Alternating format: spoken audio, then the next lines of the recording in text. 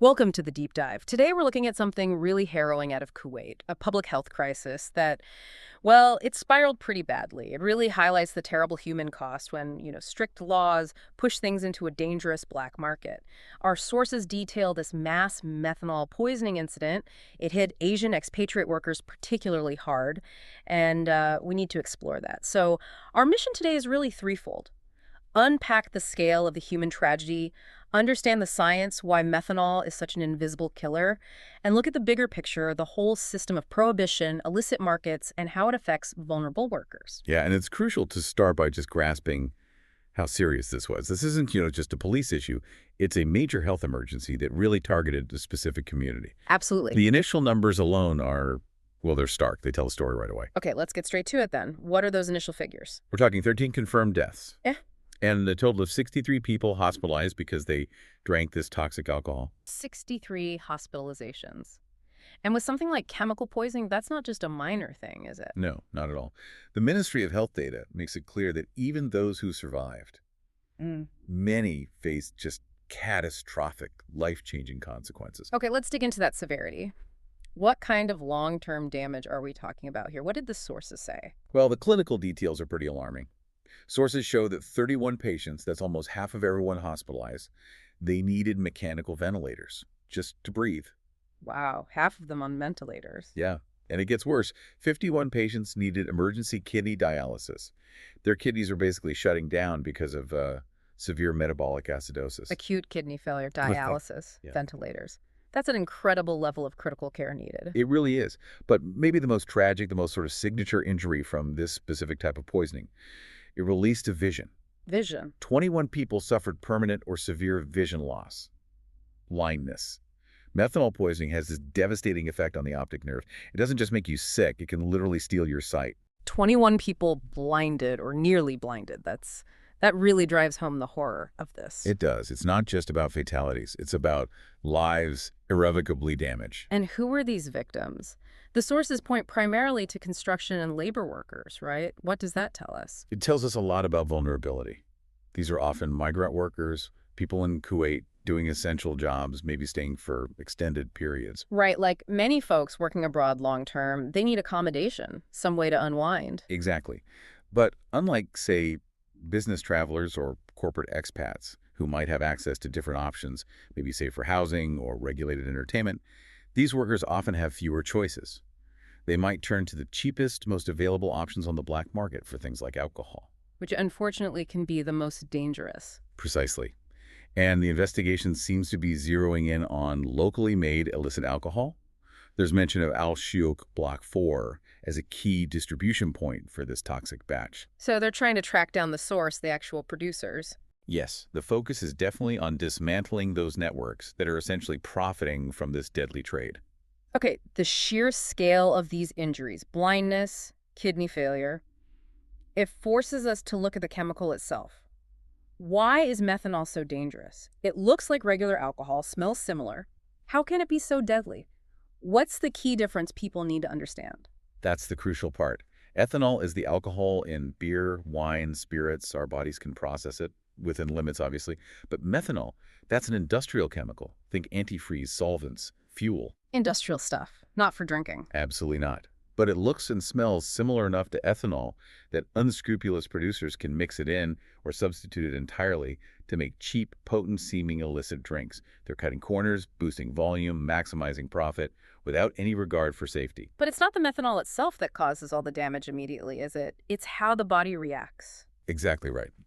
The body tries to metabolize methanol, just like it does ethanol, but the process goes horribly wrong. Liver enzymes convert methanol first into formaldehyde, which is nasty stuff itself, embalming fluid, basically. Formaldehyde, okay. And then, critically, it converts that formaldehyde into formic acid. And formic acid is highly toxic. It floods the system. Formic acid, like ant stings, but inside you. Sort of, yeah, but in much, much higher concentrations and systemically.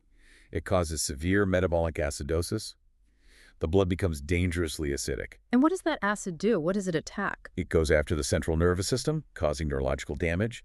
It hits the kidneys hard, leading to that acute failure we talked about. And crucially, it has this particular affinity for the optic nerve cells. That's why blindness is such a common and devastating It outcome. just shuts everything down. Pretty much. It disrupts cellular respiration, how cells get energy. It's a rapid systemic collapse from the inside. How fast does this happen if someone unknowingly drinks this poison? How long do they have? It can be frighteningly quick. Initial symptoms might show up anywhere from, say, 2 to 12 hours later. Things like headache, nausea, vomiting, maybe blurred vision. Things you might dismiss as just a bad hangover at first. Exactly. That's the danger. But then, within maybe 12 to 48 hours, things can deteriorate rapidly. Mm. Seizures, coma, respiratory failure, irreversible brain damage. Time is absolutely critical. Getting treatment quickly can be the difference between life and death or blindness and recovery. So immediate medical help is non-negotiable. What kind of treatment can even be done? What do the sources say about the medical response? It's basically a race against time to stop the body from making more formic acid. The key is administering antidotes right away.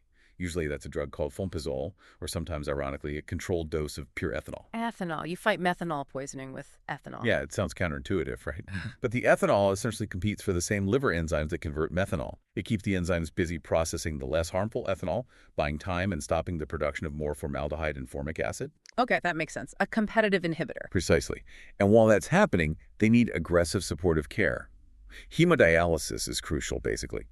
Using a machine to filter the methanol and the toxic formic acid directly out of the blood before they do more damage. Wow. Intense medical intervention needed immediately. Absolutely. Now, we can't really understand this whole tragedy without looking at the context in Kuwait. The laws around alcohol there are key, right? Definitely. You have to understand the legal backdrop. Kuwait banned alcohol imports and criminalized consumption way back in 1964. 1964, so this isn't new. No, it's a long-standing policy.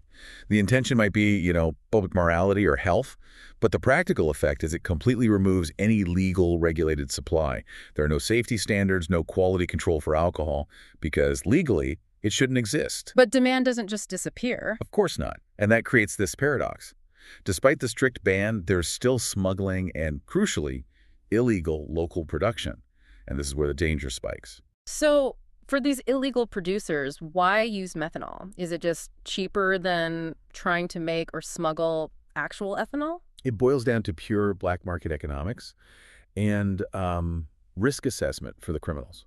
Getting large amounts of drinkable ethanol, high-proof stuff, and smuggling it consistently is difficult, expensive, and carries significant penalties if caught. Right. But methanol, it's a widely available industrial chemical.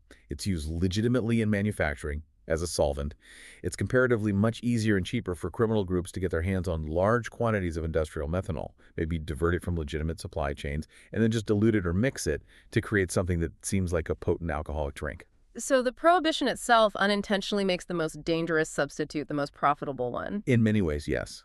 It shifts the supply away from potentially smuggled but still actual ethanol towards readily available, cheap, industrial, and deadly chemicals like methanol. Quality control goes out the window entirely when you're dealing with industrial solvents instead of beverages. And the human risk just skyrockets. Okay, so faced with this disaster, what was the official response in Kuwait? Well, the sources say it's been a coordinated effort. The Ministry of Health, security forces, regulatory bodies, they're all working together. What are they aiming to do? The main goal seems to be dismantling the networks, finding out who sourced the methanol, who produced the toxic batch, who distributed it, especially in areas like Al-Shuyuk. They're stepping up raids, trying to shut down these illegal operations. And warning the public, presumably. Oh, absolutely. Very public, very clear warnings are being issued about the extreme dangers of drinking any unregulated alcohol. Homemade stuff, anything suspicious, just stay away.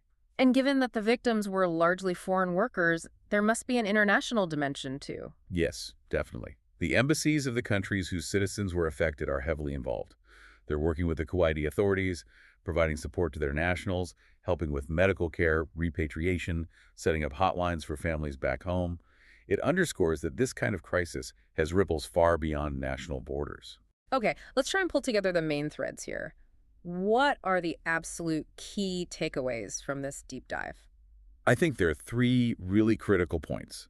First, the science. Methanol isn't just strong alcohol. It's a metabolic poison that creates formic acid. That makes it fundamentally dangerously different. Right, not the same thing at all. Second, the urgency of the medical response. Immediate treatment with antidotes like fompazole or ethanol, plus dialysis, is absolutely vital to prevent death or permanent injury like blindness. Time is everything. Okay. And the third point. The systemic risk. When you have high demand meeting strict prohibition, it pushes everything underground. This creates a space where criminals can profit by cutting corners with dangerous substances like methanol, and it disproportionately affects the most vulnerable populations, like migrant workers who may have fewer safe options. Which leads directly to the practical advice, the warning from the sources. Yes. If you're living or working somewhere with strict alcohol laws, the message is crystal clear. Avoid unlicensed, homemade, or unregulated drinks completely. Yeah. It's just not worth the potentially lethal risk. And if you see something suspicious, report it. It could literally save lives. Absolutely crucial advice. So we'll leave you with a final thought to mull over stemming from all this. This tragedy in Kuwait really forces a tough question. When laws aim to enforce morality through strict prohibition, what's the real outcome? Does it actually enhance public safety? Or does it perhaps inadvertently just shift the danger onto the black market, essentially privatizing the risk and placing the heaviest burden, sometimes a fatal one, on the most vulnerable people in society, like the essential workers this crisis impacted so terribly? Something to think about.